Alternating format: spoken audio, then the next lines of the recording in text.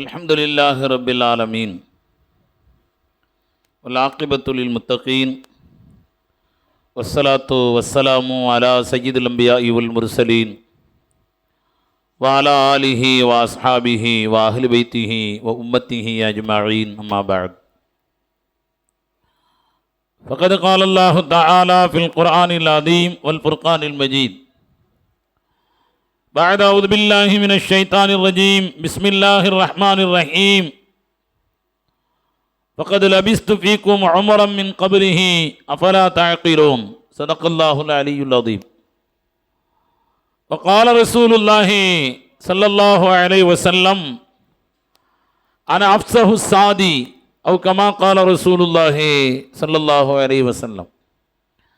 صدق الله العلي العظيم وصدق رسوله النبي الكريم ونحن على ذلك من الشاهدين والشاكرين والحمد لله رب العالمين. يا ربي بالمصطفى بلغ مقاصدنا واسمح لنا ما مضى واغفر لنا ما مضى يا واسع الكرم. ربي اشرح لي صدري ويسر لي أمري واحلل عقدة من لساني يفقهوا قولي. ربي يسر ولا تعسر وتمم بالخير والسعادة برحمتك يا أرحم الراحمين والحمد لله رب العالمين. اللهم ألهمنا مراشد أمورنا وأعذنا من شرور. புகழ் அனைத்தும் அல்லாஹ் ஒருவனுக்கே சொந்தம். சலாத்தும் சலாமும் ஷஃபீஉல் முذنبீன் ரசூல் அக்ரம் முஹம்மது முஸ்தபா ரசூலுல்லாஹி ஸல்லல்லாஹு அலைஹி வஸல்லம் அவர்களின் மீதும் அவர்களின் வழி நின்ற உத்தம சத்திய சஹாபா செம்மல்கள், தாபிஈன்கள், தபஅ தாபிஈன்கள், ஷுஹதாக்கள், சாலிஹீன்கள், வலிமார்கள், உலமாக்கள், நல்லோர்கள், நாதாக்கள் நம் அனைவரின் மீதும் அல்லாஹுவின் அருளும் கிருபையும் என்றென்றும் எப்பொழுதும் குறைவின்றி நிறைவாகட்டுமாக. ஆமீன் ஆமீன்.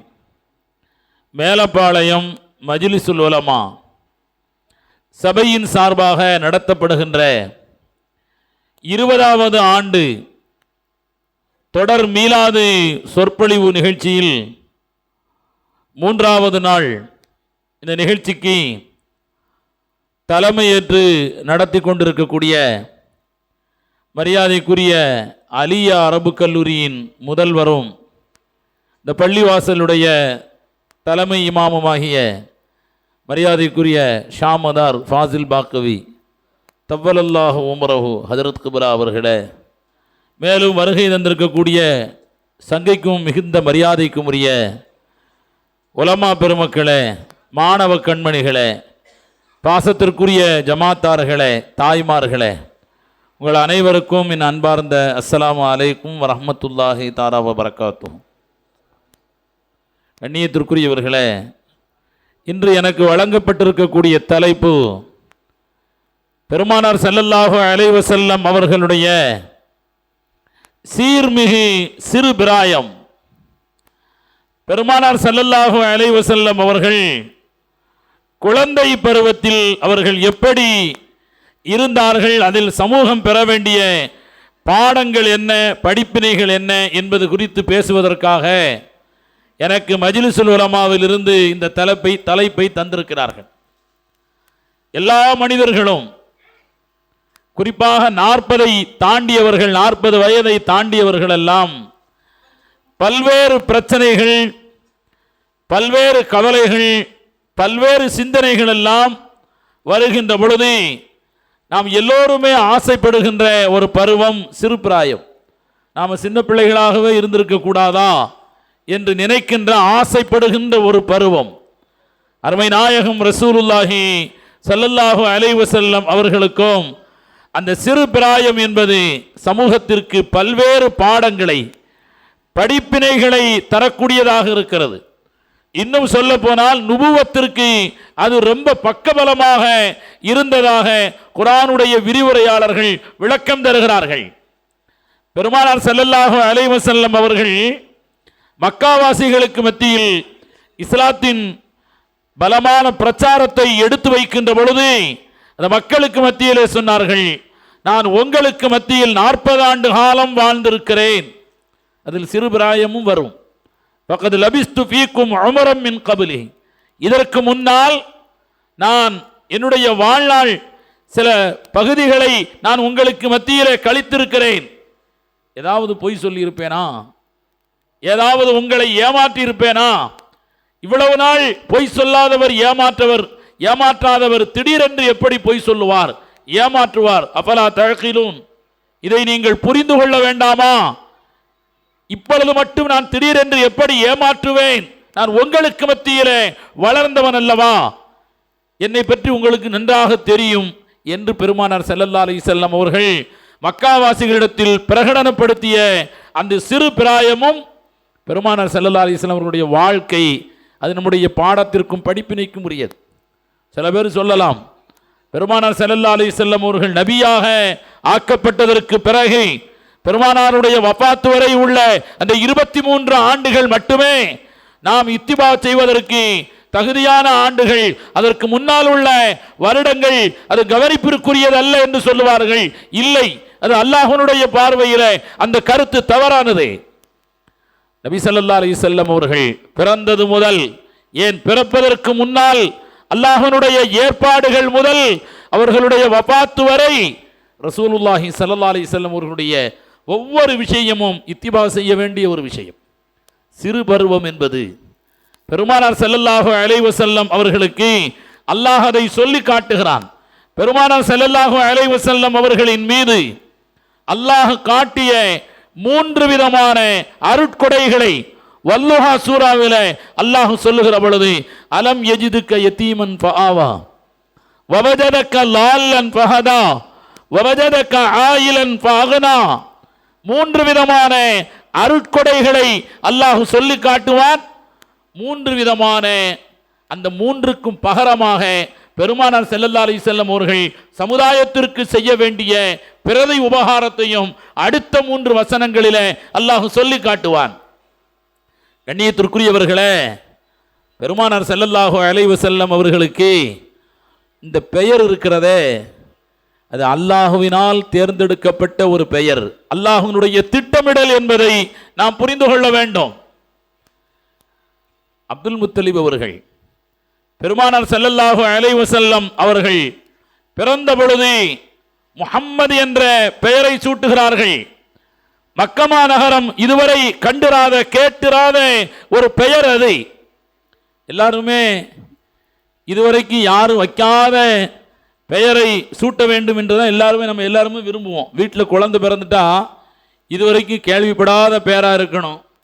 எங்களுடைய உஸ்தாத் ஆசிரியர் பெருந்தகை மர்ஹூம் அல்லாமா கமாலுத்தீன் ஹஜரத் ஷேகுல் ஹதீஸ் நவ்வரல்லாஹு மர்கதஹு, அவங்கள்ட்ட ஒரு ஆள் வந்து இப்படி தான் கேட்டார், ஹஜரத் எனக்கு ஒரு பையன் பிறந்திருக்கிறான், இதுவரைக்கும் கேள்விப்படாத ஒரு பேரை சொல்லுங்க என்று சொன்ன பொழுது அது சொன்னாங்க, வளமையான புள்ள தானே, இதுவரைக்கும் பிறக்காத மாதிரி அதிசய பிள்ளையா, இதுவரைக்கும் வைக்காத பேரை வைக்கிறதுக்கு என்று சொல்லிவிட்டு ஹஜரத் ஒரு பெயரை குறிப்பிட்டார்கள். கண்ணியத்திற்குரியவர்களே, அவர் அப்துல் முத்தலிப் அவர்கள் உறவினர்களுக்கு மத்தியில் முஹம்மது என்ற அந்த பெயரை சூட்டுகிறார். எல்லோருமே ஆச்சரியப்பட்டு, குறிப்பாக ஹஜரத் அப்பாஸ் ரலியல்லாஹு தஆலா அன்ஹு கேட்டார்கள், லிமத்து சம்மீஹி பி அஸ்மாஇ ஆபாயிக்கும், உங்களுடைய முன்னோர்களின் பெயர்களை ஏன் சூட்டவில்லை? முன்னோர்களின் பெயரை சூட்டலாம்ல, அதை ஏன் நீங்கள் வைக்கல என்று கேட்ட பொழுது அப்துல் முத்தலிப் சொல்கிறார், நான் இரவிலே தூங்கி கொண்டிருக்கின்ற பொழுது பெயர் சூட்டக்கூடிய இந்த வைபவம் நடைபெறுவதற்கு முதல் நாள் நான் தூங்கி கொண்டிருக்கின்ற பொழுது இந்த செய்திகள் எல்லாம் சீரத்தை ஹலபியாவிலே வருகிறது. நான் இரவிலே கனவொன்று கண்டேன், ஒரு மரம் ஒன்று இருக்கிறது, அந்த மரத்திலிருந்து எல்லோரும் பழங்களை பலன் பெறுகிறார்கள், எல்லோரும் பறித்து சாப்பிடுகிறார்கள், உலக மக்கள் எல்லோருக்கும் அந்த மரம் பழம் தருவதாக என கனவு கண்டேன். நான் அந்த கனவுக்கு விளக்கம் சொல்லக்கூடியவராகவும் அப்துல் முத்தலிப் இருந்திருக்கிறார். அவர் சொல்கிறார், அந்த மரமாக நான் இவரை பார்க்கிறேன், உலகம் முழுவதும் இவருடைய பலனை பெறுவதாகத்தான் நான் நினைக்கிறேன், அதனால் உலகம் முழுவதும் எல்லோராலும் இவர் போற்றப்பட வேண்டும் என்கிற காரணத்தினால் முஹம்மது என்று நான் பெயர் சூட்டுகிறேன் என்று சொன்னார்கள். நல்லா நம்ம கவனித்து பார்க்கணும். அல்லாஹுக்கு சொல்லக்கூடிய சிபத்துகளை மற்றவர்களுக்கு சொல்லக்கூடாது என்று சொல்லக்கூடியவர்கள் இந்த பெயருக்கு விளக்கத்தை கேட்டால் அசந்து போவார்கள். முஹம்மது என்ற பெயர் என்ன பொருள்? புகழுக்குரியவர், மற்றவர்களால் புகழப்பட்டவர் என்பதுதான் அதனுடைய நேரடி பொருள். அல்லாஹுதானே புகழுக்குரியவன், மற்றவர்களெல்லாம் முஹம்மது தானே, அல்லாஹுதானே முஹம்மது என்பதை. அப்படியானால் அல்லாஹ் தனக்குரிய சில சிபாத்துகளை பெருமானார் ஸல்லல்லாஹு அலைஹி வஸல்லம் அவர்களுக்கும் அல்லாஹ் தந்திருக்கிறான் என்பது இந்த பெயரே ஒரு ஆதாரம் தான்.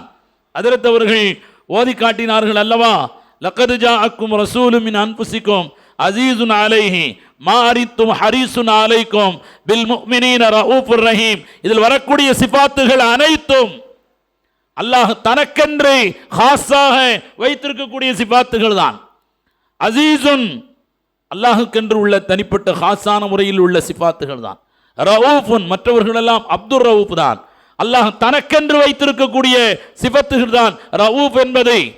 ஆனால் அதையெல்லாம் பெருமானார் ஸல்லல்லாஹு அலைஹி வஸல்லம் அவர்களுக்கு அல்லாஹ் சூட்டி மகிழ்கிறான் என்பதை நாம் புரிந்து கொள்ள வேண்டும். கண்ணியத்திற்குரியவர்களே, அருமை நாயகம் ரசூலுல்லாஹி ஸல்லல்லாஹு அலைஹி வஸல்லம் அவர்களுக்கு அந்த பெயரை அப்துல் முத்தலிப் சூட்டினார்கள். அல்லாஹ் அந்த இஹ்லாஸான எண்ணத்தை ஏற்றுக்கொண்டான். கண்ணியத்திற்குரியவர்களே, உலகம் அதை இன்று அனுபவித்துக் கொண்டிருக்கிறது. சமீபத்தில் ஒரு தனியார் சேனல்ல உலகத்தில் அதிகமாக சூட்டப்பட்டிருக்கக்கூடிய பெயர்கள் என்று பட்டியலெடுத்து இப்படி ஒவ்வொரு கேள்வியை உலகத்தில் அதிகமாக நடக்கக்கூடியது என்று சொல்லிவிட்டு 5 பெயர்களை சொல்லுவார்கள். 5வது பெயர் அதிகமாக இருக்கக்கூடிய பெயர் எது? 4வது அதிகமாக இருக்கக்கூடிய பெயர் எது? 3வது அதிகமாக இருக்கக்கூடிய பெயர் என்ன? 2வது, இப்படி சொல்லிக்கொண்டே வந்தவர்கள் முதல் இடத்தில் ஒட்டுமொத்த உலகத்திலும் ஒரு பெயர் அதிகமாக சூட்டப்பட்டிருக்கிறது என்று சொன்னால் முதல் இடத்தில் கண்மணி நாயகம் ரசூலுல்லாஹி ஸல்லல்லாஹு அலைஹி வஸல்லம் அவர்களுடைய முஹம்மது என்ற அந்த பெயரைத்தான் அதற்கு விடையாக சொன்னார்கள்.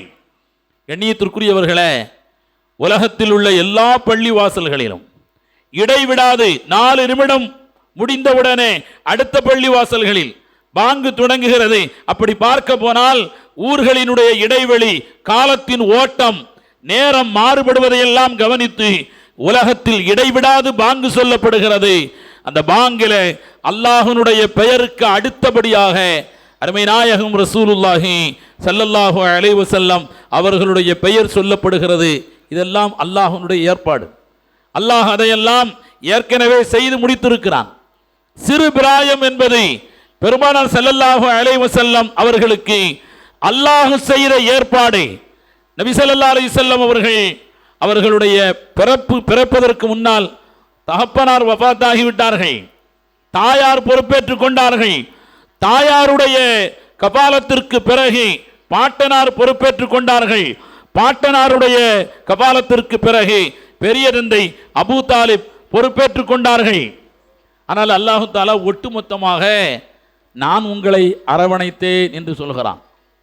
அலம் யஜிதுக்க யதீமன் ஃபஆவா, நீங்கள் யதீமாக இருந்த பொழுது அவன் உங்களை அரவணைக்கவில்லையா என்றுதான் அல்லாஹ் கேட்கிறான்.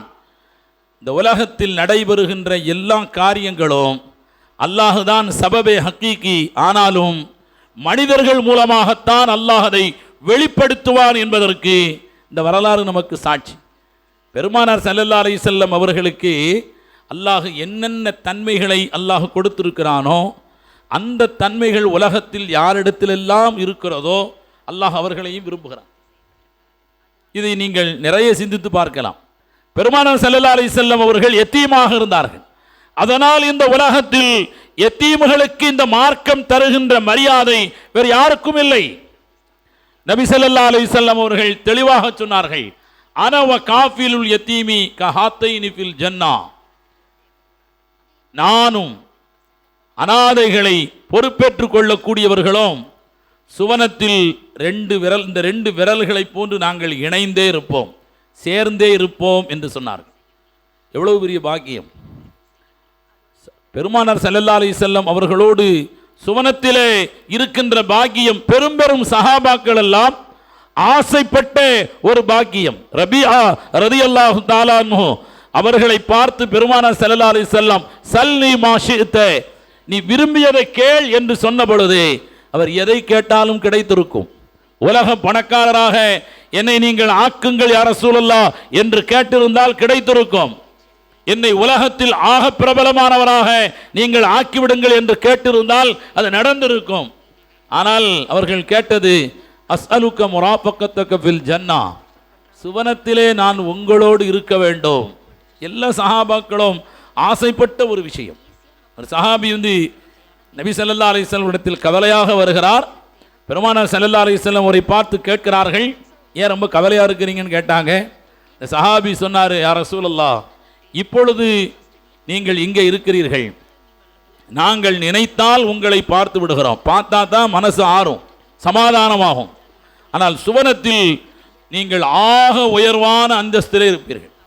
அல்லாஹ் குர்ஆன் ஷரீஃபில் சொல்கிறான் அல்லவா, அஸா யபஅஸக ரப்புக மகாம மஹ்மூதா, மகாமே மஹமூதிலே பெருமானார் ஸல்லல்லாஹு அலைஹி வஸல்லம் அவர்களை அல்லாஹ் எழுப்புவான் என்று அல்லாஹ் வாக்குறுதி கொடுத்திருக்கிறானே.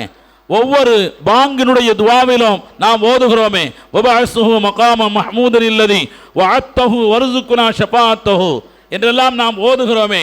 நபி ஸல்லல்லாஹு அலைஹி வஸல்லம் சொன்னார்கள், மகாமே மஹ்மூத் என்பது அலா தரஜத்தின் மின் தரஜாத்தில் ஜன்னா, சுவனத்தினுடைய அந்தஸ்துகளில் அது ஆக உயர்வானது.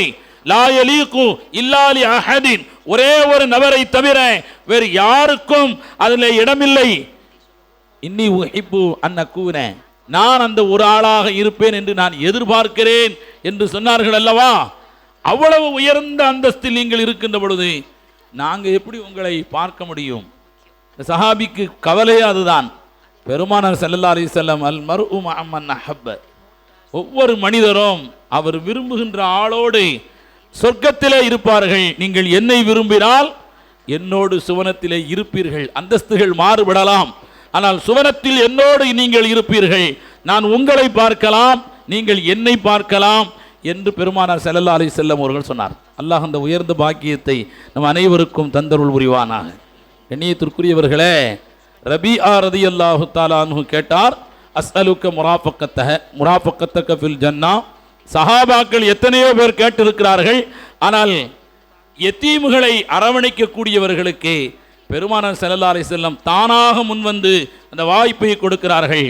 அன வ காஃபிலுல் யதீமி கஹாத்தைனி ஃபில் ஜன்னா, நானும் யத்தீம்களை ஆதரிக்கக்கூடியவர்களும் இந்த ரெண்டு விரல்களை போன்று ஒட்டி இருப்போம் சுவனத்தில் என்று பெருமானார் ஸல்லல்லாஹு அலைஹி வஸல்லம் அவர்கள் சொல்கிறார்கள்.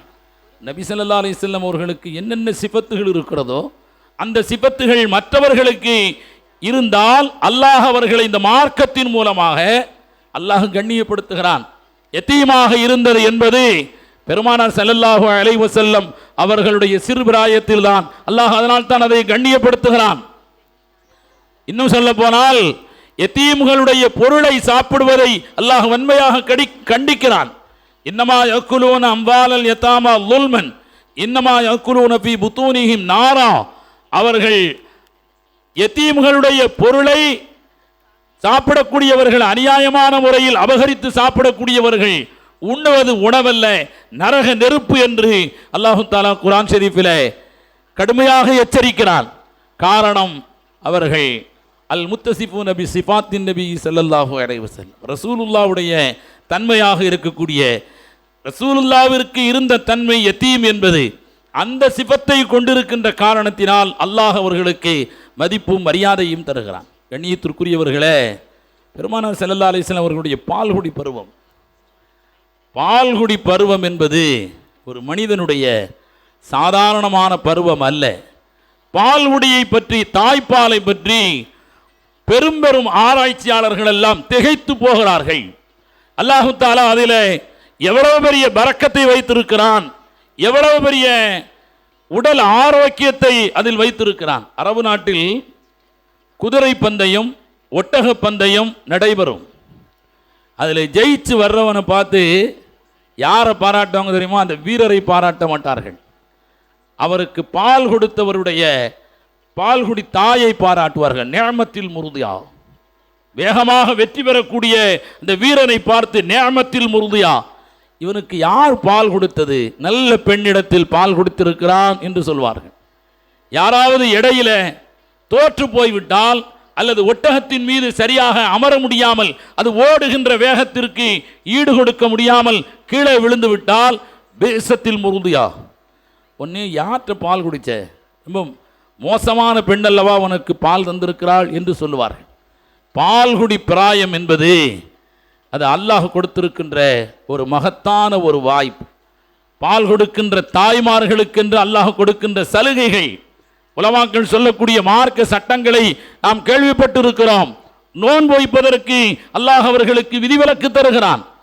பால் கொடுக்கின்ற பெண்ணாக இருந்தால் நோன்பை நீங்கள் ரமலானுடைய நோன்பை கூட தள்ளி வைக்கலாம். பால்குடி மறந்ததற்கு பிறகு அந்த நீங்கள் நோன்பை திரும்பவும் கலா செய்து கொள்ளலாம்.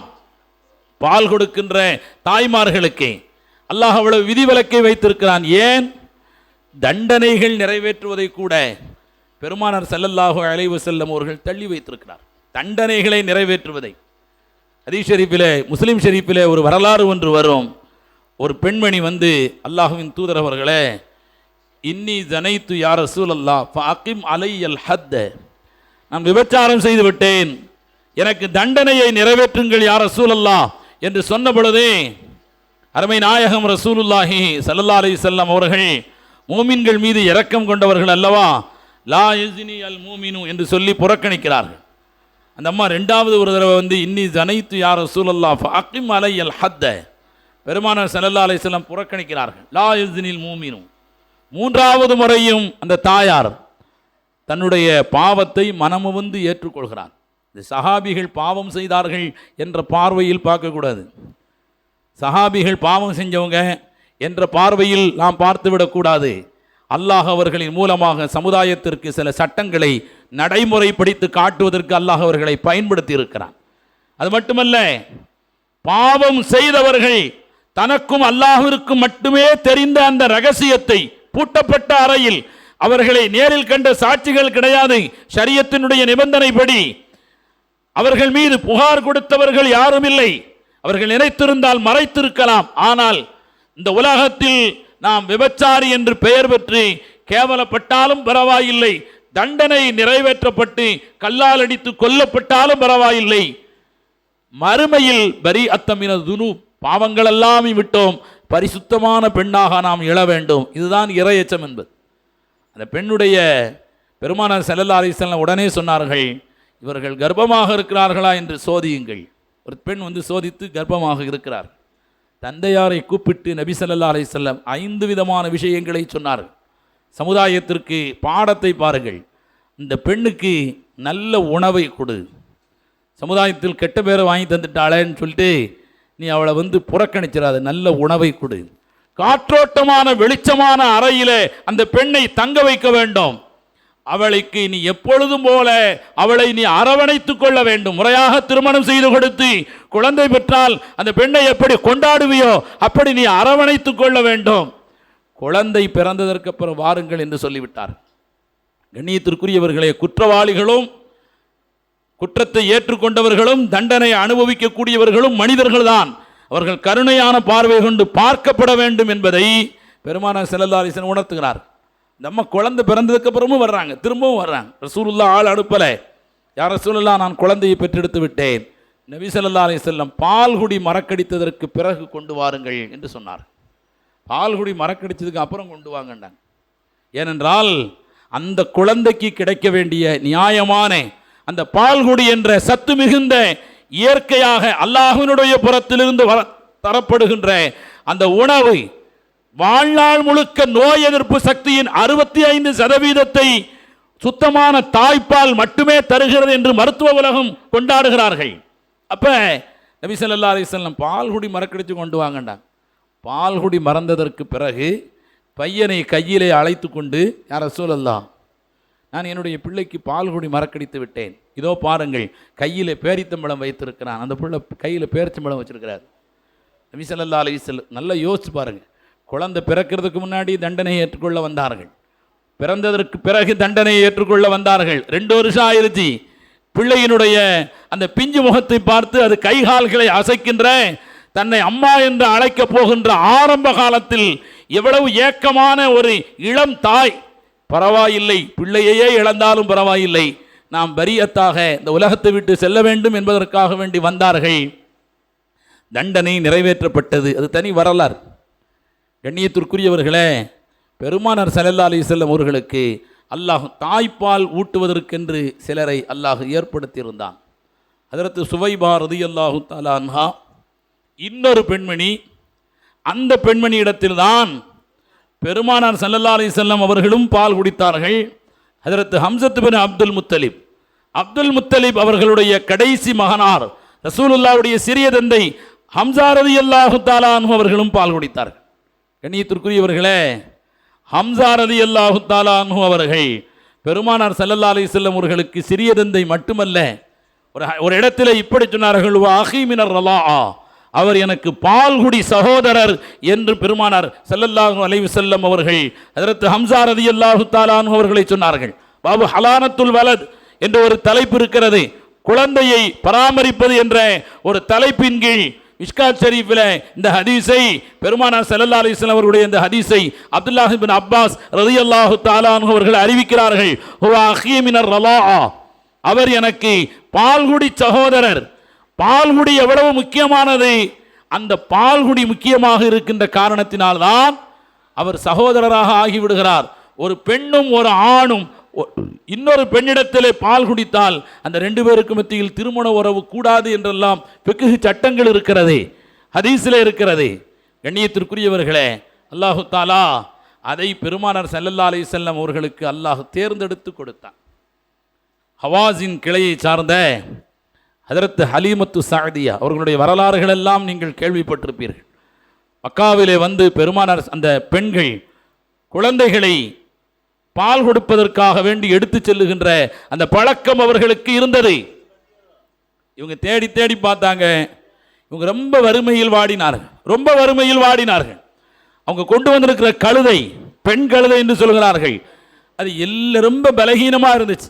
வரும்போது எல்லாருமே சொன்னாங்க, நின்று வந்தாங்க எல்லாரும் இவங்க வரணுங்கிறதுக்காக. மக்காவிலே பிள்ளைகளை தேடி தேடி பார்த்தார்கள். பால் கொடுப்பதற்கு கிராமத்து பெண்களிடத்தில் ஏன் கொடுக்கிறார்கள்? 3 விதமான வரலாற்று உண்மைகளை வரலாற்று ஆசிரியர்கள் சொல்லித் தருகிறார்கள். முதலாவது, மொழி வளம் என்பது கிராமத்தில் தான் இருக்கும். மொழி வளம், ஒரு மொழி சிதையாமல் இருக்கக்கூடிய மொழி இருக்கிறதே, அது கிராமங்களில் தான் இன்னும் உயிரோடு இருக்கும். மொழிகள் பாதுகாக்கப்படுவது நகரங்களில் பல்வேறு மொழிகள் கலந்து விடுகின்ற காரணத்தினால் அது மொழியின் அசல் தன்மை சிதைந்து போய்விடும் என்று சொல்வார். மெட்ராஸில் போய் கிராமத்தில் உள்ள ஒரு ஆளை கொண்டு விட்டால் அவன் பேசுறது தமிழ் மாதிரியே தெரியாது. அவன் என்ன சொல்கிறாங்கிறது இவனுக்கே புரியாது. சில அரசியல் தலைவர்கள் இருந்தார்கள் 1990களில். அவங்க பேசக்கூடிய தமிழுக்கு சன் டிவியில் கீழே தமிழில் டிரான்ஸ்லேஷன் போடுவான். அவர் தமிழ் தான் பேசிகிட்டு இருப்பார், கீழே தமிழில் டிரான்ஸ்லேஷன் ஓடிக்கிட்டு இருக்கும். ஏன்னா அவர் நகரத்தில் வசிக்கக்கூடிய ஒரு பேசுகிற தமிழே புரியாது. பெருமானார் ஸல்லல்லாஹு அலைஹி வஸல்லம் அவர்கள் தெளிவாக சொன்னார்கள், அன அஃப்ஸஹு சாதி என்ற எழுத்தை ரொம்ப தெளிவாக உச்சரிக்கக்கூடியவன் நான் என்று சொன்னார். திருமிதியினுடைய ஹதீஸிலே வருகிறது. சாது, ஒவ்வொரு மொழிக்கும் ஒரு உச்சகட்டமான ஒரு மதிப்புமிக்க உச்சரிப்புள்ள ஒரு எழுத்து இருக்கும். தமிழிலே லகரம் என்று சொல்வார்கள் அல்லவா, 3 லாவை நாம் தமிழிலே பார்க்கலாம். பள்ளிக்கூடத்திற்கு எழுதுகின்ற ஒரு இல், பள்ளிக்கு எழுதக்கூடிய ஒரு இல் ஒன்று போடுவாங்க, வழமை, அதற்கு ஒரு லா போடுவாங்க. 3லும் வித்தியாசம் காட்டுவார்கள், லகரம் என்று சொல்வார். ஆனால் அதே போன்றுதான் சாது என்பது, அது சீனாகவும் மாறிவிடக்கூடாது, வேறு உச்சரிப்பிலும் மாறிவிடக்கூடாது. அது ரொம்ப தெளிவாக, அதே நேரத்தில் சாதை தஜ்வீதினுடைய வகுப்பில் சொல்லிக் கொடுக்கக்கூடிய ஆசிரிய பெருமக்கள் அதை கொண்டு வருவதற்கு ரொம்ப சிரமப்படுவார்கள். நபி ஸல்லல்லாஹு அலைஹி வஸல்லம், நான் ஹவாஸின் கிளையார்களிடத்தில் தங்கியிருந்தேன், அவர்களிடத்தில் பால் குடித்தேன், அதனால் நான் சாதை ரொம்ப தெளிவாக உச்சரிப்பேன் என்று பெருமானார் ஸல்லல்லாஹு அலைஹி வஸல்லம் அவர்கள் சொன்னார். ரசூலுல்லாஹி ஸல்லல்லாஹு அலைஹி வஸல்லம் அவர்களை முதலில் நிராகரித்தவர்கள் ஹஜ்ரத் ஹலீமத்து ஸஅதியா. தந்தை இல்லாத பெண், தந்தை இல்லாத குழந்தை. தந்தை இருந்தாலே மாதம் கூலி வருவது என்பது ரொம்ப சிரமம். தந்தையே இல்லாத ஒரு பிள்ளை இதை நம்ம எடுத்துட்டு போய் என்ன செய்ய போறோம் என்று நினைத்தார்கள். ஆனால் அல்லாஹ்வுடைய ஏற்பாடு, எங்குமே அவர்களுக்கு குழந்தை கிடைக்காமல் கணவரிடத்திலே சொன்னார்கள், வெறும் கையாக திரும்புவதற்கு இந்த பிள்ளையை எடுத்துக்கொண்டு போகலாம் என்று சொன்னார்கள். கணவர் சொன்னார், எடுத்துட்டு வாங்க, அல்லாஹ் நமக்கு அதிலே பரக்கத்தை தருவான் என்று சொன்னார்கள். அந்த பரக்கத்தை உணர்ந்தார். அவங்க சொல்றாங்க, இரவு நேரத்தில் எங்களுடைய குழந்தை அப்துல்லா பசியினால் அழுது கொண்டே இருக்கின்ற காரணத்தினால் நாங்கள் தூங்கியதே இல்லை என்று சொல்கிறார்கள். ஆனால் என்னுடைய மார்பகத்தில் பால் வற்றி பல வருடங்கள் ஆகிவிட்டது. ஆனால் அன்று இரவு எனக்கு மார்பகத்தில் பால் சுரந்தது. என்னுடைய பிள்ளைகள், அந்த அப்துல்லா என்ற குழந்தையும் பெருமானார் ஸல்லல்லாஹு அலைஹி வஸல்லம் அவர்களுமே பால் குடித்தார்கள், நிம்மதியாக தூங்கினார்கள். என்னுடைய ஒட்டகங்களும் என்னுடைய ஆடு மாடுகளும் பால் சுரந்து மடி நிரம்பி இருந்தது. என்னுடைய ஆடு மாடுகள் மேய போகின்ற மேய்ச்சலுக்கு போய்விட்டு வருகின்ற பொழுது மடி நிரம்பி இருக்கும். அந்த ஊரில் உள்ள மற்றவங்களாம் சொல்லுவாங்களாம், ஹலீமாவனுடைய ஆடு மாடுகள் எங்கே மேயுதோ அங்கே போய் நீங்களும் மேய்ச்சிட்டு வாங்க என்று சொல்லுவார்கள். அது ஆடு மாடுனால் வந்தது அல்ல, அந்த வீட்டிற்கு புதிதாக வந்த அருமை நாயகம் ரசூலுல்லாஹி ஸல்லல்லாஹு அலைஹி வஸல்லம் அவர்களுடைய பரக்கத்தினால் வந்தது. அந்த பரக்கத்தை விட முடியாமல் அந்த அம்மா 2 வருஷம் சென்று கொண்டு போய் கொடுக்கணுமா இல்லையா? ஆமீன் அம்மாட்ட வந்து சொன்னாங்க, மக்காவில் நிறைய காலரா வியாதி பரவிக்கிட்டு இருக்குது, அதனால் இந்த பிள்ளைய நான் 2 வருஷம் வளர்த்துட்டேன், இன்னொரு 2 வருஷம் என்கிட்ட இருக்கட்டுமேன்னு சொன்னாங்க. ரொம்ப வற்புறுத்தினார்கள். அதன் பிறகுதான் மறு அனுமதி கொடுத்தார்கள் என்று வரலாறு சொல்கிறது. காரணம், அனுபவித்த பரக்கத்தை விடுவதற்கு மனம் இல்லை. பரக்கத்துங்கிறது நேரில் பார்க்க முடியாது. பெரியவர்கள் சொல்லுவார்கள், அல் பரக்கத்து ஜுந்தும் மின் ஜுனூதில்லா, அது அல்லாஹ்வுடைய படை, மக்ஃபியுன் அலன் நாஸ், மக்களுக்கு மத்தியில் அது ரொம்ப மறைவானது. பரக்கத்துன்னு என்ன தெரியுமா? உணவிலே பரக்கத் என்பது அது அதிகரித்து கொண்டே செல்லும். உணவிலே பரக்கத் என்பது எத்தனை இடங்களில் நாம் பார்க்கிறோம். பெருமானார் ஸல்லல்லாஹு அலைஹி வஸல்லம் அவர்களுடைய வரலாற்று நிகழ்வுகளிலே, முஅஜிசாக்களிலே பரக்கத்திற்கென்று ஒரு தனி இடம் இருக்கிறது. உணவை பெருமானார் ஸல்லல்லாஹு அலைஹி வஸல்லம் அவர்கள் சாப்பிட சொல்லுகின்ற பொழுது, நீங்கள் எடுத்த உடனே நடுப்பகுதியிலே சாப்பிட்டு விடாதீர்கள், அதிலே பரக்கத்து இறங்கி கொண்டிருக்கிறது என்று சொல்கிறார்கள். உடலிலே பரக்கத் என்பது அந்த உடலை அது ஆரோக்கியமாக வைத்திருக்கும். அதுதான் பரக்கத் என்பது. பரக்கத் என்பது சேருகின்ற இடத்தை பொறுத்து அதனுடைய வெளிப்பாடு மாறுபடும். பிள்ளைகளிலே பரக்கத்துங்கிறது என்ன தெரியுமா? நிறைய பிள்ளைகள் இருக்கிறது என்பது அல்ல, அஸ்லஹத்து, அந்த பிள்ளைகள். கண்ணியத்திற்குரியவர்களே, மிக முக்கியமாக பெருமானார் ஸல்லல்லாஹு அலைஹி வஸல்லம் அவர்களுடைய வாழ்வில் நடந்த இந்த 2வது முறை குழந்தையை மீண்டும் வாங்கி கொண்டு வந்தார்கள் அல்லவா, இப்போ ஷக்கு சதுர் என்று ஒரு மிக முக்கியமான ஒரு நிகழ்வு நடைபெற்றது. இன்று மருத்துவ உலகத்தில் இதயத்தை பிளந்து அறுவை சிகிச்சை செய்யக்கூடியதை ஆச்சரியமாக 90களில் தான் இந்த bypass surgery, open heart surgery அப்படிங்கிறது 90களில் தான் அது உருவாக ஆரம்பித்தது. ஆனால் ஷக்கு சதுர் என்பது நம்மை நாயகம் ரசூலுல்லாஹி ஸல்லல்லாஹு அலைஹி வஸல்லம் அவர்களுடைய 3வது வயதில் என்று சில வரலாற்று ஆசிரியர்கள் சொல்கிறார்கள். அல்லாமா தபரி 4வது வயதிலே என்று சொல்கிறார்கள். பெருமானார் ஸல்லல்லாஹு அலைஹி வஸல்லம் அவர்களுடைய இதயம் பிளக்கப்பட்டு அதில் ஒரு பகுதி எடுக்கப்பட்டது. பெருமானாருடைய இதயம் மீண்டும் ஜம்சம் நீரிலே கழுவப்பட்டு பெருமானாருடைய இதயம் மீண்டும் வைக்கப்பட்டு தைக்கப்பட்டது. அனஸ் ரலியல்லாஹு தஆலா அன்ஹு சொல்கிறார்கள், பெருமானாருடைய இதயம் தைக்கப்பட்ட அடையாளத்தை நான் பலமுறை பார்த்திருக்கிறேன் என்று சொல்கிறார். கவிஞர் சொல்வார், ரொம்ப அழகாக சொல்வார், மிம்மாயி ஜம்சம கான கஸ்லு சுதூரிஹி வலி ஜம்சம ஷரஃபுல் ஜஸீமு பிமுஸ்னதி. ஜம்சமுக்கு எவ்வளவோ சிறப்புகள் இருக்கலாம், ஆனால் அதன் பிறகு பெருமானாருடைய இதயத்தில் பட்டதற்கு பிறகு மிம்மாயி ஜம்சம கான கஸ்லு சுதூரிஹி, பெருமானார் ஸல்லல்லாஹு அலைஹி வஸல்லம் அவர்களுடைய இதயம் ஜம்சமினால் கழுவப்பட்டது. ஜம்சமினாலே கழுகப்பட்ட இதயமா என்று அந்த இதயத்திற்கு பேர் புகழ் அல்ல, அந்த இதயத்தோடு சேர்ந்ததின் காரணத்தினால் வலி ஜம்சம ஷரஃபுல் ஜஸீமு பிமுஸ்னதி, அந்த இதயத்தோடு சேர்ந்ததற்கு பிறகுதான் ஜம்சமுக்கென்று இன்னும் மதிப்பும் மரியாதையும் அதிகரித்தது என்று நபியின் காதலர் அந்த கவிதையிலே குறிப்பிடுகிறார். அது உண்மையும் கூட. பெருமானார் ஸல்லல்லாஹு அலைஹி வஸல்லம் அவர்களுடைய இதயத்தோடு அது இணைந்ததற்கு பிறகு ஜம்சமுக்கு இன்னும் மரியாதை அதிகமானது. அப்படி எதை எடுத்தாங்க? ரசூலுல்லாவுடைய இதயத்தில் எதை எடுத்தார்கள்? கொஞ்சம் நாம் யோசிக்கணும். குர்ஆனில் ஒரு துவா ஒன்று வரும், ரப்பனா இக்ஃபிர் லனா. எல்லாருக்கும் தெரியும், நான் உங்களுக்கு சொல்லித்தரல. பொதுவாக அந்த ஊரில் ஆயத்தையோ ஹதீஸையோ நம்ம ரொம்ப கவனமாக சொல்லணும். என்ன, கொல்லம்பற்றையில் இரும்பு அடிக்கிற மாதிரி. ரப்பனா இக்ஃபிர் லனா வ லி இஹ்வானினா அல்லதீன சபகூனா பில் ஈமான் வலா தஜஅல் ஃபீ குலூபினா கில்லல் லில்லதீன ஆமனு. இறைவா, எங்களை மன்னித்து விடு, ஈமானோடு எங்களை விட முந்தி வஃபாத்தாகிவிட்ட முன்னோர்களுடைய பாவங்களை மன்னித்து விடு. வலா தஜஅல் ஃபீ குலூபினா கில்லல் லில்லதீன ஆமனு. ஈமான் கொண்டவர்களின் மீது வரக்கூடிய கில்லை எங்களுடைய இதயத்தில் நீ கொண்டு வந்து விடாதே. துவா செய்கிறோம். கில்லுண்டா என்ன? ஒரு வார்த்தை தான். கில்லுண்டா என்ன? வேற ஒன்றும் இல்லை. அடுத்தவருடைய வளர்ச்சியை பார்த்து பொறாமைப்படுவர். அடுத்தவருடைய வளர்ச்சி, ஒரு சின்ன நன்மை வந்துட்டா பதறுவர். அல்லாஹ் குர்ஆன் ஷரீஃபில் இன்னொரு இடத்தில் சொல்கிறான், இதா மஸ்ஸஹு ஷர்ரு ஜஸூஆ. அவனுக்கு ஒரு கெட்டது வந்துருச்சுன்னு வைங்க, பதறுவான். எனக்கு மட்டும் ஏன் நடக்குது? இதா மஸ்ஸஹுல் கைரு மனூஆ. தனக்கு ஒரு நல்லது நடந்து விட்டால் அது மற்றவங்களுக்கு வந்துடக்கூடாது என்று தடுப்பான். சுயநலத்தை அல்லாஹ் இப்படி விளக்குகிறான். கில்லுக்கு இப்படி ஒரு விளக்கம் சொல்லுவார். சாதாரணமாக நம்ம வீடுகளில் பார்க்கலாம். கரண்ட் போயிடுச்சுன்னு வைங்க, நம்ம முதல்ல எதை விசாரிப்போம்? பையனை கூப்பிட்டு பக்கத்து வீட்டில் இருக்கான்னு பாரு அப்படிமோ. அவன் போய் பார்த்துட்டு அங்கேயும் இல்லையா, அல்ஹம்துலில்லாஹ், அப்படின்னா மொத்தமாக போயிடுச்சு, அப்படின்னா வந்துடும். அங்கே இருக்குதாமான்னு இவருக்கு பயப்பட, அங்கே இருக்குதா, அப்போ நமக்கு மட்டும் என்னென்னு பாரல, இதை மீட்டரில் எதுவும் பிரச்சனை, ஏன்னு வேறு சும்மாவா இருக்கிறீ, என்னத்தையாவது போட்டுருதீன்னு சொல்கிறோமா இல்லையா? இதா மஸ்ஸஹுல் கைரு மனூஆ இதா மஸ்ஸஹு ஷர்ரு ஜஸூஆ. அங்கே இல்லையா, அப்படின்னா பரவாயில்லை, எல்லாருக்கும் வந்துடும். சாதாரணமாக விளங்குறதுக்கான சொல்கிறது, எல்லாத்தையும் உள்ள குணம்தான். இந்த கில் எங்களுடைய இதயத்தில் வரக்கூடாதுன்னு துவா செய்கிறோம். அது எல்லாம் ஆனால் ஒரேடியாக போயிருமா? போகாது, இருந்துகிட்டே தான் இருக்கும்.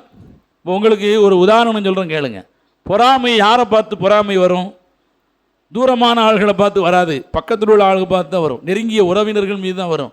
உங்களை மட்டும் சொல்லலை, எனக்கு தான், எல்லாருக்கும் தான், அசத்துக்கும் தான். அதில் விதி விலக்கெலாம் கிடையாது. ஆனால் அப்பப்போ நாம் உஷாராகி அல்லாட்ட துவா செஞ்சுக்கிட்டு இருக்கோம். அந்த துவா தான் அந்த துவா. இப்போ உங்களுக்கு இப்படி ஒரு உதாரணம் சொல்கிறேன். அதாவது ஒட்டுமொத்த உலக பணக்காரர் அமேசானுடைய அதிபர். நீங்கள் புருனைலாம் நம்ம டவுசர் போட்ட காலம், இப்போ அதெல்லாம் கிடையாது, புருனை மன்னர்லாம் கிடையாது.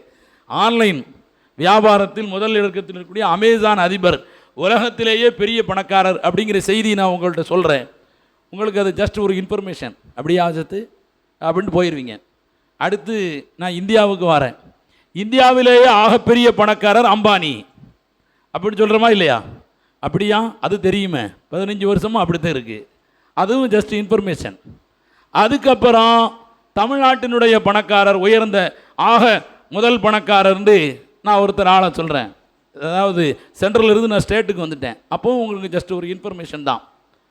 கடைசியில் இப்படி சொல்லிக்கிட்டே உங்கள் பெரிய தாமவன் பெரிய பணக்காரர் ஆகிட்டாருன்னு சொன்ன உடனே நறுக்குண்டு இடது பக்கம் வலிக்கும். உடனே சிரிச்சுக்கிட்டு இருந்த முகம்லாம் சுருங்கி, அவன் ஹலாலாவே சம்பாதிக்கிறது இல்லை. என்ன ஹலாலாவே சம்பாதிக்கிறது இல்லை? அங்கேருந்து ஆரம்பிச்சேன்ல, உலக பணக்காரர் அமேசான் அதிபர்னு சொல்லும் போதெல்லாம் இடது பக்கம் வலிக்கலையே, அவன் ஹலாலாக சம்பாதிக்கிறானா? அப்புறம் இந்திய பணக்காரன்னு சொல்லும் போதெல்லாம் அந்த கவலை வரலையே. தமிழ்நாட்டிலே பெரிய பணக்காரன்னு சொன்னோன்னே, பெரியத்தாமன் ஒரு வீடு கட்டினான்னு சொன்னோடனே நறுக்குன்னு வலிக்குது. ஒன்று யார் விளக்கம் கேட்டா, அவன் ஒழுங்காகவே சம்பாதிக்கிறது இல்லை, நம்ம கரெக்டாக சம்பாதிச்சிடறோமா? அப்போ பொறாமை என்பது ஆக நெருக்கமானவர்களிடத்தில் வரும். இதை நாம் துவா செஞ்சுக்கிட்டே இருக்கணும். வலா தஜஅல் ஃபீ குலூபினா கில்லல் லில்லதீன ஆமனு. சரி, இது எப்போ போகும்? போகலாம் செய்யாது. அல்லாஹ் சொல்லுகிறான், நாளை மறுமையில் சொர்க்கத்திற்கு செல்வதற்கு முன்னால் நமக்கெல்லாம் ஒரு ஷக்கு சதுர் நடக்கும். ரசூலுல்லாவுக்கு 4 வயசில் இந்த உலகத்தில் நடந்தது, நமக்கு எங்கே நடக்கும்? இன்ஷா அல்லாஹ் சுவனத்தின் வாசலில் நமக்கெல்லாம் நடக்கும். குர்ஆன் சொல்லுது, வநஸஅனா மா ஃபீ சுதூரிஹிம் மின் கில்லின். அவர்கள் சுவனவாசிகள் எல்லோரின் இதயத்திலும் அந்த கில் என்பதை நாம் எடுத்து விடுவோம். அங்கே தான் நடக்கும். சுவனத்தின் வாசலில் தான் நமக்கு அந்த கில்லுங்கிறத எடுப்பாங்க. ஏன் எடுக்கிறாங்க? சொர்க்கத்தில் போய் ஒழுங்காக இருக்கணும்ல. அங்கேயும் போய் பொறாமப்பட்டுக்கிட்டு இருந்தா சொர்க்கம் சொர்க்கமாவா இருக்கும்? அதை நான் சொல்லலை, அல்லாஹ் அடுத்த வசனத்தில் சொல்கிறான், இஹ்வானன், சகோதரர்களாக இருப்பார்கள், அலா சுருரிம் முத்தகாபிலின், கட்டில்களின் மீது எதிரெதிரே உட்கார்ந்துருப்பார்கள். அப்போ அந்த கில்லோட உள்ள அனுப்புனா உட்கார மாட்டோம். இவெல்லாம் பெரிய ஊரில் என்ன அட்டகாசம் பண்ணான், ஏதோ அத்தா துவா செஞ்சுட்டாரு சொர்க்கத்துக்கு வந்துட்டான், இப்போ பெரிய இங்கே உட்காந்துருக்காக பாரு. இவர் அங்கிட்டு போன உடனே அவர் இந்த போராரு பார், பேர் தான் பெரிய மனுஷன், மண்ணு அட்டகாசமா. ஏன்னா கில்லு மனசில் இருக்குது. சொர்க்கமாக இருக்காது. மலக்குமார்களுக்கு இதான் பஞ்சாயத்து, நீ சும்மாருன்னு சொல்லிக்கிட்டு இருக்கிறதா வேலை. ஒழுங்காக சாப்பிட வேணாமா, வலக்கும் பீஹாமா தஸ்தஹி அன்புசுக்கும் வலக்கும் பீஹாமா தத்தலாம் வேணாமா, சொர்க்கத்தை அனுபவிக்க வேணாமா, அனுபவிக்கிறதா இருந்தால் இந்த கில்லு மனசில் இருக்கக்கூடாது. பெருமானார் ஸல்லல்லாஹு அலைஹி வஸல்லம் அவர்களுக்கு அல்லாஹ் அந்த கில்லுங்கிற உணர்வு ஒரு மனுஷனுக்கு எப்போ வரும்? 4 வயசுக்கு மேலே தான் வருங்கிறாங்க குர்ஆனுடைய முஃபஸ்ஸிரீன்கள். அது வருவதற்கு முன்னால், அது உயிர் பெறுவதற்கு முன்னால், ஹாதா ஹல்லும் மின ஷைத்தான், இது ஷைத்தானுடைய பகுதி, ஷைத்தானுடைய டச்சப்பை எடுத்துட்டாங்க மலக்குமார்கள். கண்ணியத்திற்குரியவர்களே, அதனால தான் பெருமானார் ஸல்லல்லாஹு அலைஹி வஸல்லம் அவர்கள் ஒரு ஹதீஸிலே சொன்னார்கள், ஒவ்வொரு மனிதனும் படைக்கப்படும் பொழுது அவனோடு ஒரு மலக்கும் படைக்கப்படுகிறார், ஷைத்தானும் படைக்கப்படுகிறார். இப்படி சொன்ன உடனே சஹாபாக்கள் அல்லாஹ் அவர்களை முழுமையாக அங்கீகரிப்பானாக, அவர்களுடைய அந்தஸ்துகளை அல்லாஹ் உயர்த்துவானாக. சில கேள்வி சபையில் நாம் கேட்குறதுக்கு பயப்படுவோம், கூச்சப்படுவோம். ஆனால் தைரியமாக கேட்டாங்க. எதுக்காக வேண்டி? உங்களுக்காக வேண்டி, எனக்காக வேண்டி, கியாமத்து வரைக்கும் வரக்கூடியவங்க. ஒரு சஹாபி எஞ்சி கேட்டார், அப்போ மஅக்க யா ரசூலல்லாஹ், உங்களோடையும் அப்படி ஒரு ஷைத்தான் படைக்கப்பட்டிருக்கிறானான்னு கேட்டார். நம்ம எல்லாம் கேட்ட முடியுமா? இப்படி ஒரு ஆள்கிட்ட சபையில் நீங்கள் கேட்டுருவீங்களா? அவ்வளோதான், சபையிலேருந்து எஞ்சி போகிறதுக்குள்ளார சாபத்திற்குரியவர்களாக ஆயிடுவோம், திட்ட ஆரம்பிச்சிருவாங்க. கேட்ட உடனே நபி ஸல்லல்லாஹு அலைஹி வஸல்லம், நாம் ஆமாம், என்னோடும் ஒரு ஷைத்தான் படைக்கப்பட்டிருக்கிறான், வலாக்கின் அஸ்லமனி, ஆனால் அவன் எனக்கு கட்டுப்பட்டு விட்டான், லா யஅமுருனி இல்லா பி கைரின், அவன் எனக்கு நன்மையை தவிர வேற எதையும் அவன் ஏவ முடியாது. பெருமானார் ஸல்லல்லாஹு அலைஹி வஸல்லம் ஹதீஸ் ஒன்று இப்னு மாஜாவில் வருகிறது. ஷைத்தானுடைய தபியத்தே கெட்டதை தான் ஏவுவான். ஷைத்தானுடைய தபியத்து நல்லதை ஏவ மாட்டான். நல்லதை ஏவுனாலும் அதுக்கு பின்னாடி ஒரு பள்ளம் ஒன்று இருக்கும்.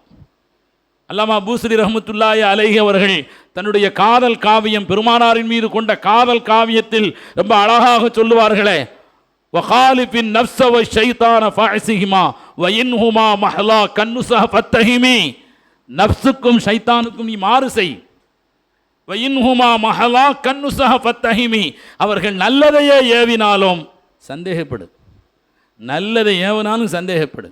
நிறைய விளக்கம் சொல்லுவாங்க. ஷைத்தானை சொல்றதுக்கு முன்னாடி இமாம் பூஸ்ரி ரஹ்மத்துல்லாஹி அலைஹி அவர்கள் நஃப்ஸை குறிப்பிடுகிறார்கள். ஏன்? நஃப்ஸ் ஷைத்தானை விட மோசமானது. ஷைத்தான் நம்மளையெல்லாம் வழிகெடுக்கிறான்னா ஷைத்தானையே வழிகெடுத்தது அவனுடைய நஃப்ஸ். அப்போ அது ரொம்ப டேஞ்சர். அதனால தான் வகாலிபின் நஃப்ஸ வ ஷைத்தான ஃபஅஸிஹிமா வ இன்ஹுமா மஹலா கன்னுஸஹ ஃபத்தஹிமி. ஒரு தடவை ஒரு சஹாபி தஹஜ்ஜத் தொழாம தூங்கிட்டாங்க. அழுது அல்லாஹ்விடத்தில் முறையிட்டார்கள். அல்லாஹு தாலா அவர்களுடைய அழுகையை ஏற்றுக்கொண்டு, மஅதிரத்தை ஏற்றுக்கொண்டு 12 ஆண்டுகள் நின்று வணங்கிய நன்மையை அல்லாஹ் எழுதிவிட்டான். மறுநாள் அலாரம்லாம் வைக்கல, யாரோ எழுப்புறா, தொழுகைக்கு எந்திரிங்க, தஹஜ்ஜத்துக்கு எந்திரிங்கண்டு. அவர் சுற்றுமுற்றும் பார்க்குறாரு, யாரும் இல்லை. யார் அதுன்னு சொல்லும் போது சைத்தான் ஒரு சவுண்டு வருது. சைத்தானா, நீ என்ன தஹஜ்ஜத்துக்கு எழுப்புற? ஆமாம். நல்லதெல்லாம் செய்ய மாட்டியா? இல்லை, நேற்று தூங்க வச்சேன், எப்படியாவது நீ நன்மையை தடுத்துடலாண்டு. ஆனால் அல்லாஹு தாலா நீங்கள் அழுத காரணத்தினால் 12 ஆண்டுகள் நின்று வணங்கி நன்மை இன்னைக்கும் தூங்க வச்சு இன்னொரு 12 வருஷம் எழுதுறதை விட போட்டும், ஒரு நாளாக தொழுதுட்டு போட்டுன்னு எழுப்பி விட்டேன். ஷைத்தான் நல்லது செய்தாலும் அதற்கு பின்னால் ஒரு பள்ளம் தோண்டி இருப்பான். ஆனால் நபி ஸல்லல்லாஹு அலைஹி வஸல்லம் அவர்களோடு இணைந்த அந்த ஷைத்தான் லா யஅமுருனி இல்லா பி கைரின். அப்போ அந்த கில் என்பதை பெருமானார் ஸல்லல்லாஹு அலைஹி வஸல்லம் அவர்களுக்கு அல்லாஹ் 3.5 வயதிலே, குர்துபி ரஹ்மத்துல்லாஹி அலைஹி அவர்களுடைய கருத்தின்படி 4வது வயதிலே அல்லாஹ் அதை பெருமானார் ஸல்லல்லாஹு அலைஹி வஸல்லம் அவர்களுடைய இதயத்திலிருந்து அகற்றிவிட்டான் என்பதை நாம் புரிந்து கொள்ள வேண்டும். பெருமானார் ஸல்லல்லாஹு, பொதுவாகவே சிறு பிராயத்தில் உள்ளவர்கள் ரொம்ப புத்திசாலிகளாக இருப்பார். வளர வளர பல்வேறு தொடர்புகளின் காரணத்தினால்தான் அந்த அறிவு இன்னும் தீட்டப்படாமல் கூர் மழுங்கி போய்விடுகிறது. சின்ன பிள்ளைங்க பொதுவாகவே யாராக இருந்தாலும் அவர்கள் புத்திசாலிகளாக இருப்பார்கள். நாம தான் இனம் கண்டு அவர்களுடைய அறிவை வளர்க்க வேண்டும், அவர்களுக்கு ஆர்வத்தை தரணும். இந்த அரபி பேஜ் பக்கங்கள் சிலது உண்டு. அதில் ஒரு செய்தி, ஒரு ஆசிரியர் இப்படி எழுதுகிறார். நான் ஒரு மதரசாவுக்கு போனேன். மதரசாவில் நடந்த உண்மை. மதரசா ஹிப்ஸு மதரசா மாணவர்கள் சின்ன சின்ன பிள்ளைங்கன்னு இருப்பாங்க, நமக்கெல்லாம் தெரியும். 10 வயசு 11 வயசு 13 வயசு 8 வயசு இருக்கிறாங்களா இல்லையா? ஒரு மதரசாவுக்கு போனேன். ஒரு பையனை எழுப்பி நான் கேட்டேன், உன் பேர் என்ன? மஸ்முக்க யா புனைய, மகனே உன் பேர் என்னப்பான்னு கேட்டேன். இஸ்மி யூசுஃப், என் பேர் யூசுஃப்னு சொன்னார். போனவர் சில பேர் இந்த விருந்தாளியை வந்தவர் சும்மா இருக்க மாட்டார். நான்லாம் இன்றைக்கி ஒழுங்காக தான் இருந்தேன் அசத்து கூட. அங்கே வந்தவர் ஃபக்ர சூரத்தை யூசுஃப்ன்றார். சும்மா இருக்காமல் பேர் என்னன்னு கேட்டால் யூசுஃப்னு சொன்னோடனே ஃபக்ர சூரத்தை யூசுஃப், யூசுஃப் சூறாவை ஓதுன்னார். திடீர்னு ஓத சொன்னாவெல்லாம் கொஞ்சம் சிரமந்தான். அவர் கஷ்டப்பட்டு சூரத்து யூசுஃபை ஓதிட்டான் அந்த பையன். அடுத்து உள்ளவன் உஷாராயிட்டான். நம்ம பேரை கேட்க போகிறாரு, நம்ம பேரில் உள்ள சூறாவையும் ஓத சொல்ல போகிறார். எப்படி உஷாரா பதில் சொல்கிறான் பாருங்க. மஸ்முக்க யாபுனையன்னு கேட்டார். ஓம் பேர் என்னன்னு கேட்ட உடனே இந்த பையன் சொன்னான் இஸ்மி இப்ராஹீம், என் பேர் இப்ராஹீம். என்ன சொல்ல போகிறாரு? ஃபக்ர சூரத்தை இப்ராஹிம் சொல்ல போகிறாரு. டக்குன்னு அவரை பேச விடாமல் அடுத்து சொன்னான் வலாக்கின்னஹும் யுனாதூனனி பில் கௌசரி, ஆனால் எல்லாரும் என்னைய செல்ல பேராக கௌசர்ன்னு தான் கூப்பிடுவாங்க. இப்போ என்ன சொல்லணும்? ஃபக்ர சூரத்தில் கௌசரின்னு தான் சொல்லணும். இன்னும் ஆத்தைனா கல் கௌசர் லேசாக ஓதிடலாம். அப்போ பிள்ளைகள் ரொம்ப அறிவானவர்கள். மறைந்த மருகும் அல்லாமா ஹலீல் அஹமது கிரனூனி நபர் அல்லாஹு மறுக்கதகு, அல்லாஹ் அவர்களுடைய சேவைகளை ஏற்றுக்கொள்வானாக.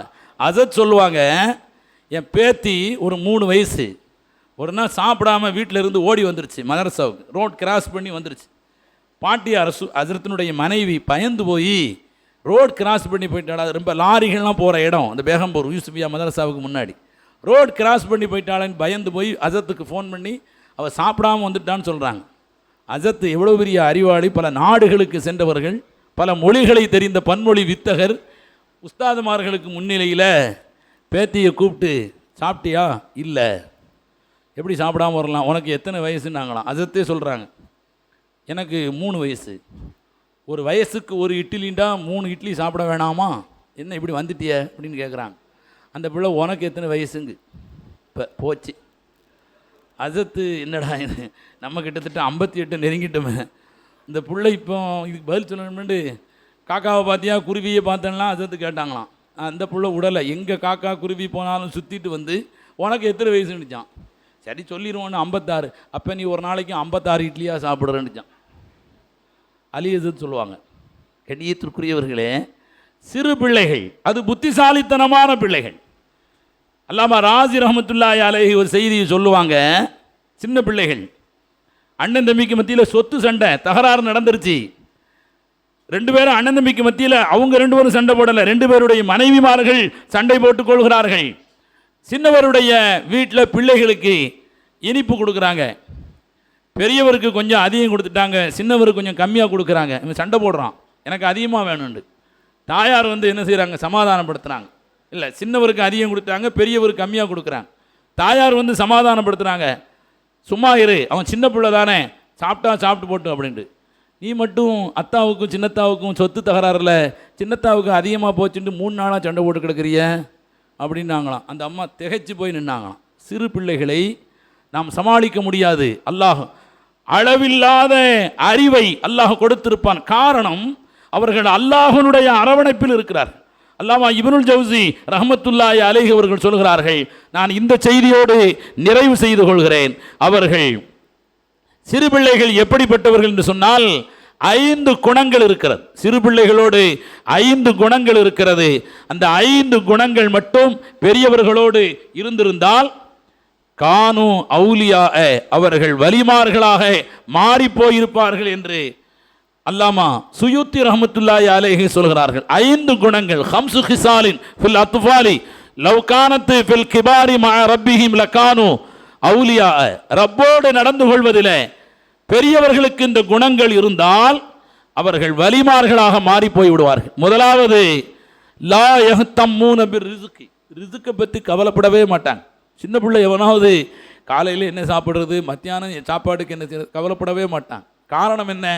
பெற்றோர்கள் மீது நம்பிக்கை இருக்கிறது. அந்த நம்பிக்கை பெரியவர்களுக்கு ரப்பின் மீது கொண்டிருந்தால் அவர்கள் வலிமார்களாக மாறி போவார்கள். நான் ஒன்றையும் விரித்து பேசுகிறதுக்கு நேரம் இல்லை. இரண்டாவது குணமாக இப்படி சொல்வார்கள், லா யஸ்தகூன மின் ஹாலிகிஹிம் இதா மரிது. பிள்ளைகளுக்கு நோய் வந்துவிட்டால் பெற்றோர்களை குறை சொல்ல மாட்டார்கள், பெற்றோர்களை அரவணைப்பார்கள், பெற்றோரோடு சேர்ந்தே இருப்பாங்க. நீ தான் எனக்கு தண்ணியை தந்துட்ட, நீ இந்த சாப்பாடை தந்துட்ட, நீ தான் அந்த ஐஸ்கிரீமை தந்துட்ட அப்படின்னு எந்த பிள்ளையும் குறை சொல்லாது. மனிதர்கள் இறைவனை குறை சொல்கிறார்கள். தங்களுக்கு நோய் ஏற்பட்டு விட்டால் இறைவனை குறை சொல்கிறார்கள். சில பேர் பட்டியலே போடுவான், அல்ல என்னையெல்லாம் ஏன் சோதிக்கிறான், சரி என்ன செய்யலாம், இந்த அவன் இருக்கான் இவன் இருக்கான், இவன் அல்லாவுக்கு பட்டியல் போட்டு தருவான். ஊரில் அவன் இருக்கானே, அவனையெல்லாம் விட்டு வச்சுருக்கானே, இவன் இருக்கானே, சரி என்ன செய்யணும், அவங்களெல்லாம் செய்ய வேண்டியதை நீனே அல்லாவுக்கு என்ன டைரக்ஷன் கொடுத்துட்ருக்குற. இப்போ அதாவது லா யஸ்தகூன மின் ஹாலிகிஹிம், அவங்க பெற்றோர்களை அவர்கள் குறை சொல்லவே மாட்டார்கள். இந்த குணம் பெரியவர்களிடத்தில் இருந்தால் அவர்கள் வலிமார்களாக மாறி போவார்கள். மூணாவது, யக்குலு தஆம முஜ்தமிஈன், உணவை எல்லோரும் சிறு பிள்ளைகள் சேர்ந்து தான் சாப்பிட விரும்புவார்கள், எல்லாரும் சேர்ந்து தான் சாப்பிடுவாங்க. நாலாவது இப்படி சொல்வார்கள், இதா ஹாஃபு ஜரத்து உயூனுஹும் பித்துமூஇ, சின்ன பிள்ளைகளுக்கு பயம் வந்துட்டா கண்ணீர் பைப்பை திறந்த மாதிரி வந்துடும், தன்னால் அழ ஆரம்பிச்சிருவான். இந்த குணம் ரப்போடு பெரியவர்களுக்கு வர வேண்டும். அல்லாஹுடைய விஷயத்தில் அச்சம் வந்துவிட்டால், அவர்களுடைய கண்களில் இருந்து கண்ணீர் பொழிய ஆரம்பித்து விட்டால், அல்லாஹ் அவர்களுடைய கண்களில் இருந்து கண்ணீர் வற்றுவதற்கு முன்னால் அவர்களுடைய பாவங்களை அல்லாஹ் மன்னித்து விடுகிறான். சாரு அவுலியா, வலிமார்களாக மாறி விடுகிறார்கள். கடைசியாக சொல்லுவார்கள், இதா தஹாசமு தசாரஉ இலல் மஸ்லஹத், சின்ன பிள்ளைகளுக்கு மத்தியில் சண்டை வந்துருச்சுன்னு வைங்க, பெரியவங்க நாம் அடிச்சுக்கிட்டு நிற்போம், அதுக்கு பதிலாக நாம் சண்டை போட்டுட்டு இருக்கும்போதே அவனு ரெண்டு பேரும் சேர்ந்துக்கிடுவான். அப்படி தான் சொல்கிறார். இதா தஹாசமு தசாரஉ இலல் மஸ்லஹா, ஏதாவது பிரச்சனை ஏற்பட்டு விட்டால் உடனடியாக அவர்கள் சமாதானத்தின் பக்கம் விரைந்து செல்வார்கள். இந்த சிறு பிள்ளைகளிடத்தில் இருக்கக்கூடிய இந்த 5 குணங்கள் பெரியவர்களிடத்தில் இருந்தால் அல்லாஹு தாலா பெரியவர்களை வலிமார்களாக மாற்றி விடுவான். இந்த 5 குணங்களும் வர வேண்டும். சிறு பிராயத்தில் அருமை நாயகம் ரசூலுல்லாஹி ஸல்லல்லாஹு அலைஹி வஸல்லம் அவர்களுடைய வாழ்வில் ஏராளமான இந்த நல்ல குணங்களும் பரக்கத்துகளும் நிரம்பி இருக்கிறது.